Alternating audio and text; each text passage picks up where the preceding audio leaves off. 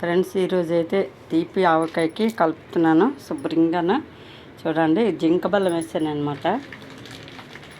ఇవ్వండి, 5 కేజీలు జింక బెల్లం, కుండ బెల్లం వేసాను.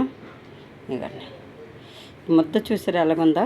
ఎలాగుంది అంటే ఈగలు వాలేస్తాయండి. అందువల్ల ఏంటి చేసామంటే కాయలు వేసి కాయల మీద పరిస్తాం అనమాట. బెల్లం పరిచాక మళ్ళీ ముక్కలేసి ముక్కల మీద కారం చల్లామన్నమాట. కారం తర్వాత ఇది ఏంటి ఎల్లుల్లి, అలాగే మనకి పసుపు, కొంచెం మెంతులు కూడా వేసుకున్నాం అన్నమాట.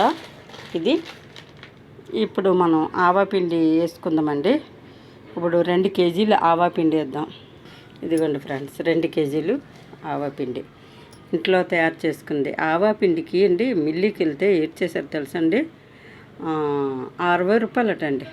కేజీ పిండి ఆటానికి 60 రూపాయలు చెప్పారు. ఆ 60 రూపాయలు ఇచ్చే బదులు మనమే చేసుకున్నాం అనుకోండి, రూపాయి డబ్బులు మిగులుతాయి.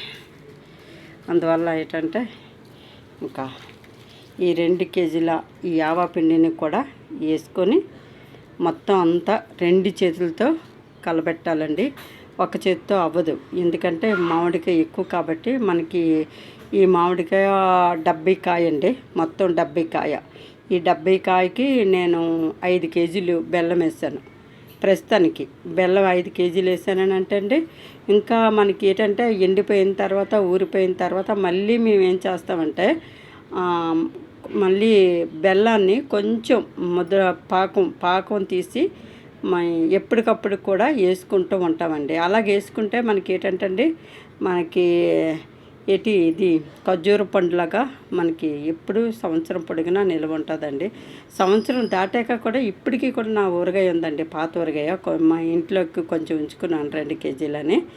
ఇదండి సత్య వంటకాల ఛానల్ ఆదరిస్తున్న అభిమానులందరికీ నా హృదయపూర్వక ధన్యవాదాలు ఫ్రెండ్స్. కొత్త వాళ్ళు చూస్తే ప్రోగ్రామ్ సబ్స్క్రైబ్ చేయండి. మీ ప్రోత్సాహంతో ముందుకెళ్తుంది, మీ ఆత్మీయతతో ముందుకెళ్తుంది. నాకు సపోర్ట్ చేసిన మీ అందరికి కూడా పేరు పేరున ధన్యవాదాలు తెలుపుకుంటున్నాను ఫ్రెండ్స్. బాయ్ అండి.